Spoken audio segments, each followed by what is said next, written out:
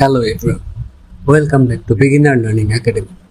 তো আজকে আমরা শিখব একটা ইন্টারেস্টিং টেস্টিং অ্যাপ্রোচ, যেটা হলো এক্সপ্লোরেটরি টেস্টিং।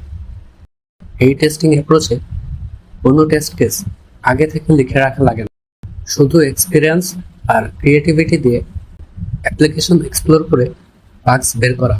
এটা শুনতে সিম্পল মনে হলেও এটা একটা অনেক পাওয়ারফুল টেস্টিং টেকনিক। তো চলুন শুরু করি। What is exploratory testing? প্রথমে জানি এক্সপ্লোরেটরি টেস্টিং কি। এক্সপ্লোরেটরি টেস্টিং হলো এমন একটা টেস্টিং অ্যাপ্রোচ যেখানে টেস্টার একই সাথে অ্যাপ্লিকেশনটা সম্পর্কে শিখছে, টেস্ট ডিজাইন করছে এবং টেস্ট এক্সিকিউট করছে। সাধারণ টেস্টিং এ আগে টেস্ট কেস লিখতে হয়, তারপর সেগুলো এক্সিকিউট করতে হয়। কিন্তু এক্সপ্লোরেটরি টেস্টিং এ টেস্ট কেসেস আগে থেকে লিখে রাখা লাগে না। টেস্টার সম্পূর্ণ স্বাধীনভাবে অ্যাপ্লিকেশনটা এক্সপ্লোর করে। সে তার নিজের এক্সপিরিয়েন্স, ক্রিয়েটিভিটি ব্যবহার করে আনএক্সপেক্টেড বাগস খুঁজে বের করে। সহজ কথায়, কোনো স্ক্রিপ্ট ছাড়াই অ্যাপ্লিকেশনে ঘুরে ঘুরে বাগস বের করাই হলো exploratory testing. Characteristics of exploratory testing: unscripted. এখানে কোনো প্রিডিফাইন্ড টেস্ট কেস নেই। টেস্টার নিজেই সিদ্ধান্ত নেয় কোথায় কিভাবে টেস্ট করা হবে। Experience based.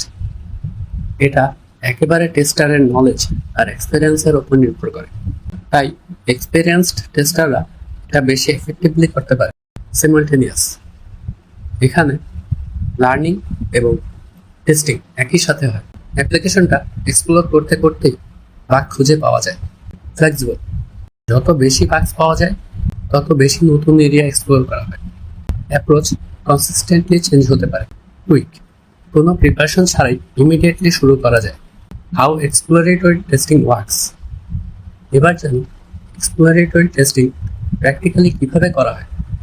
প্রথমেই টেস্টার অ্যাপ্লিকেশনে অ্যাক্সেস পায়, কোনো ডকুমেন্টেশন না থাকলেও চলে। তারপর টেস্টার স্বাধীনভাবে অ্যাপ্লিকেশনটা এক্সপ্লোর করতে শুরু করে। যেটা ইন্টারেস্টিং মনে হয় সেখানে টেস্ট করে।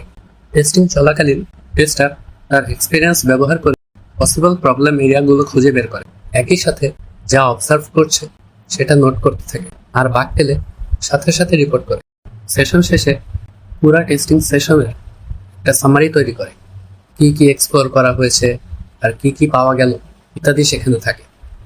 When to use exploratory testing. এবার জানি কখন এক্সপ্লোরেটরি টেস্টিং করবে।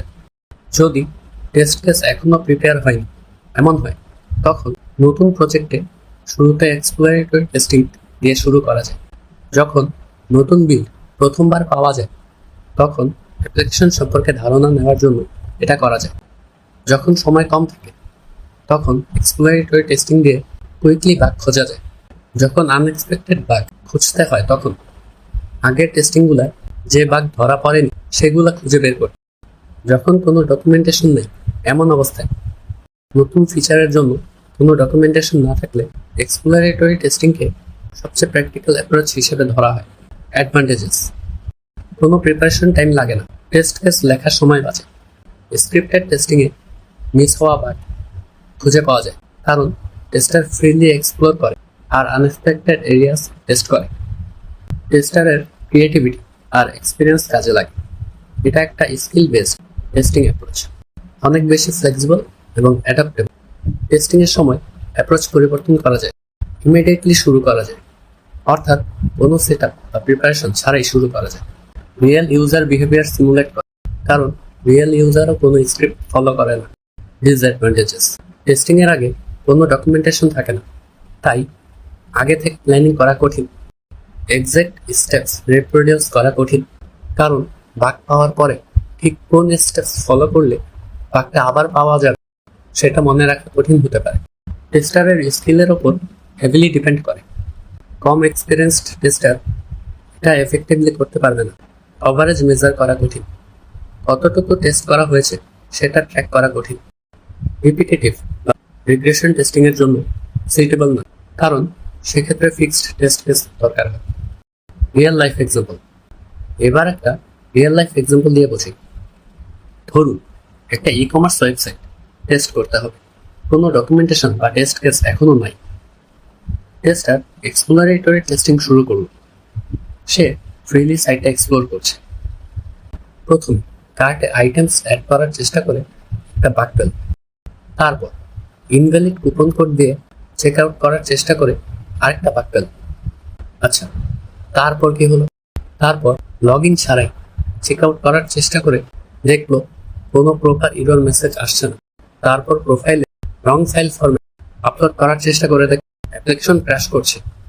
এই সবগুলো বাগ টেস্ট করার জন্য কেউ আগে থেকে প্ল্যান করে নাই, কিন্তু এক্সপ্লোরেটরি টেস্টিং এর মধ্যে এগুলা ধরা পড়লো।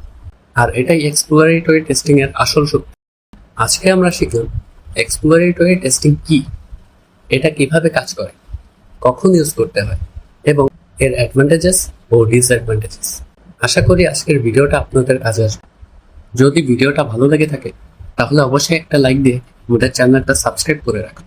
আর হ্যাঁ, আমাদের নেক্সট ভিডিও টপিক হলো অ্যাডহক টেস্টিং, তাই মিস করতে না চাইলে সাথেই থাকুন।